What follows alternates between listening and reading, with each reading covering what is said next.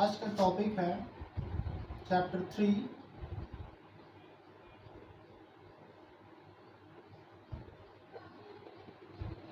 Class 10th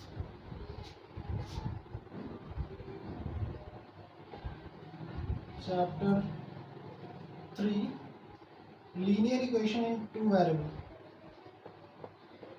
linear equations इन two variables. सबसे पहले हमें ये जानना है कि लीनियर इक्वेशंस क्या होती है। इक्वेशंस क्या होती हैं एंड एक्सप्रेशन, दो वर्ड्स हैं हमारे पास, इक्वेशन एंड एक्सप्रेशन। एक वर्ड है हमारे पास इक्वेशन और दूसरा है हमारे पास एक्सप्रेशन। बस सिंपल सा, बहुत माइन्यूट सा डिफरेंस है इन दोनों में, सीधा सा डिफरेंस है। इक्वेशन में क्या होता है हमारे पास एक्सप्रेशन, एक्सप्रेशन कोई लिखा हुआ है इज इक्वल टू 0, ठीक। It means we are able to find the value of the equation. इसमें क्या होता है, हम इक्वेशंस में वेरिएबल्स जो होते हैं उनकी वैल्यू फाइंड करने में सक्षम है, उनको सॉल्व कर सकते हैं, इनकी वैल्यूज निकाल सकते हैं। सपोज दैट कोई इक्वेशन लिखी हुई है x² + 2x + 4 is equal to 0। तो जैसे ये इक्वेशन है, कैसे हाईएस्ट डिग्री पावर इसमें 2 है, हाईएस्ट डिग्री पावर 2 है, मीन्स ये एक क्वाड्रेटिक टाइप की इक्वेशन है। इसका मतलब क्या, इज इक्वल टू 0 लगाया, इसको हम, ये सॉल्वेबल इक्वेशन है, सॉल्वेबल है। इसको हम सॉल्व करके x क्या है, वेरिएबल है, इसकी कुछ वैल्यूज, अब ये क्वाड्रेटिक है तो दो कोई वैल्यूज निकल के आएंगी, इन वैल्यूज को हम निकाल सकते हैं। But in case of expression क्या होता है, एक्सप्रेशन को हम सिर्फ और सिर्फ फैक्टराइज कर सकते हैं, फैक्टराइज कर सकते हैं, बट इनकी कोई वैल्यूज, पर्टिकुलर वैल्यूज निकाल नहीं सकते। तो बस ये सीधा सा डिफरेंस है एक्सप्रेशन और इक्वेशन में। अब linear equation in two variables का क्या मतलब है ये जानिए। कोई एक वेरिएबल है जिसकी एक यूनिक वैल्यू होती है, यूनिक वैल्यू मीन्स एक वेरिएबल होगा, लीनियर का मतलब है एक ही वेरिएबल होगा, एक वेरिएबल की एक इक्वेशन, एक वेरिएबल का एक ही सॉल्यूशन होगा, one variable one solution, one solution की पॉलिसी पर बेस्ड होगा ये।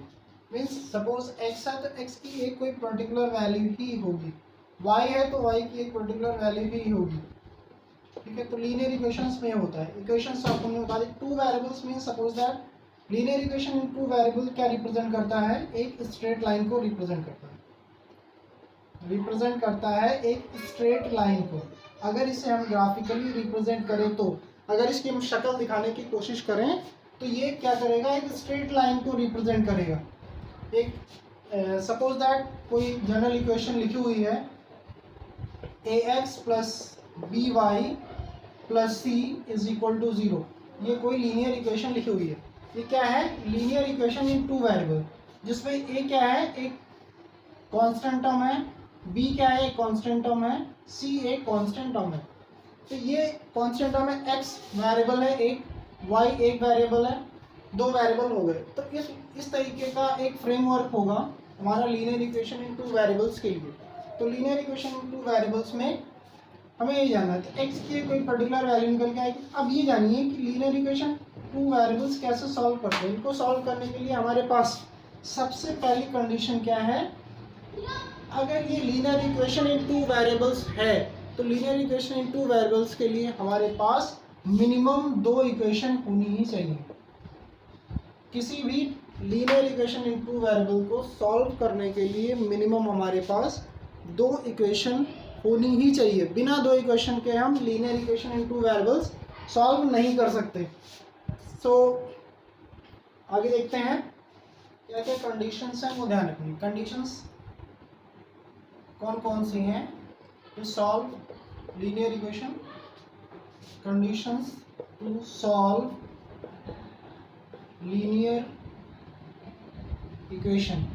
तो लीनियर इक्वेशन को सॉल्व करने के लिए जो कंडीशन है, सबसे पहली कंडीशन है आपके पास मिनिमम टू लीनियर इक्वेशंस होनी चाहिए।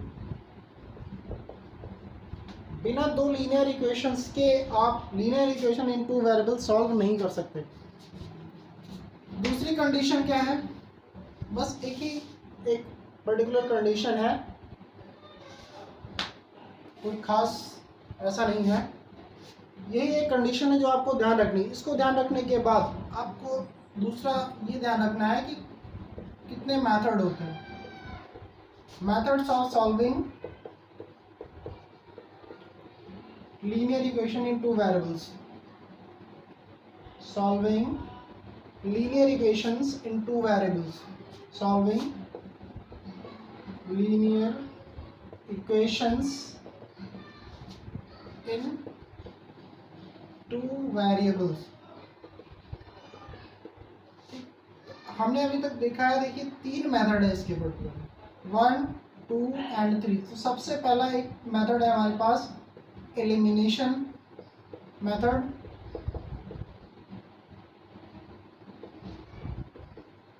दूसरा है सब्स्टिट्यूशन मेथड,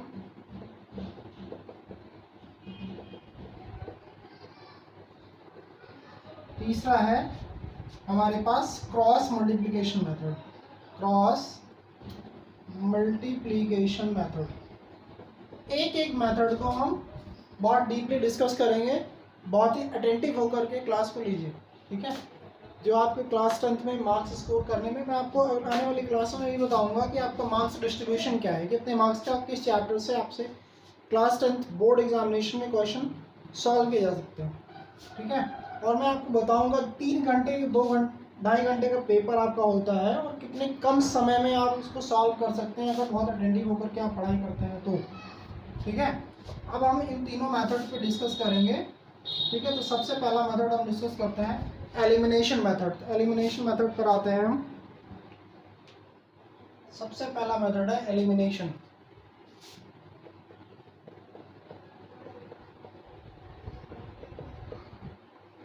एलिमिनेशन मेथड में हम, जैसा कि नाम से ही आपको पता चला है, एलिमिनेट करना है वैल्यूज को। लिखा हुआ है, सपोज दैट एक क्वेश्चन ले लेते हैं हम, एक इक्वेशन लेते हैं, जैसे सपोज लिखा हुआ है x + y = 10, इक्वेशन नंबर 1, और दूसरी इक्वेशन लिखी हुई है x - y = 4। कुछ ऐसी एक इक्वेशन लिखी हुई है। तो इन इक्वेशंस में एलिमिनेशन मेथड का मतलब क्या है, किसी एक वेरिएबल को यहाँ से एलिमिनेट कर दीजिए। दोनों इक्वेशन ऐड करके कर सकते हैं, सब्ट्रैक्ट करके कर सकते हैं, डिपेंड्स ऑन इक्वेशन, इक्वेशन पे डिपेंड करता है, आप जैसे भी चाहे। देखिए जैसे ये इक्वेशन दी गई है, एलिमिनेशन का मतलब है क्या, चाहे हम एक वेरिएबल x को हटा दें यहाँ से या फिर y को हटा दें और फिर x की वैल्यू फाइंड कर लें, उसके बाद क्या कर रहे हैं, हम उस वैल्यू को पुट करके दूसरी वैल्यू भी फाइंड कर लें। तो देखिए यहाँ पे y क्या है, -y है और यहाँ पे +y है। तो अगर दोनों इक्वेशंस को हम ऐड कर देते हैं, सिंपली दोनों इक्वेशंस को जब ऐड करेंगे तो x + x 2x हो जाएगा और +x - y 0 हो जाएगा। मीन्स ये दोनों वेरिएबल्स क्या होंगे, एलिमिनेट हो गए, यहाँ से कट गए। ऐसा ही कंडीशन आपको बनानी है। फिर यहाँ दोनों को ऐड करेंगे तो ये 14 हो जाएगा। इस तरीके से क्या हुआ, एक वेरिएबल आपका एलिमिनेट हो गया और यहाँ से सॉल्व होकर के एक वेरिएबल की वैल्यू आ गई। अब इस एक वेरिएबल की वैल्यू किसी भी इक्वेशन में रख करके आप दूसरी वैल्यू भी फाइंड कर सकते हैं। सपोज दैट पहली इक्वेशन थी हमारी x + y = 10, x की वैल्यू हमने 7 एक इक्वेशन में पुट कर दी और दूसरी वैल्यू हमने फाइंड कर ली। तो 10 - 7 दैट इज y की वैल्यू कितनी आ गई, 3। इस तरीके से हमें एक x की वैल्यू भी फाइंड हो गई और y की वैल्यू भी फाइंड हो गई। बहुत ही ईजीएस्ट आसान मेथड है आपका ये एलिमिनेशन मेथड। तो इस तरीके से आप समझ सकते हैं एलिमिनेशन मेथड।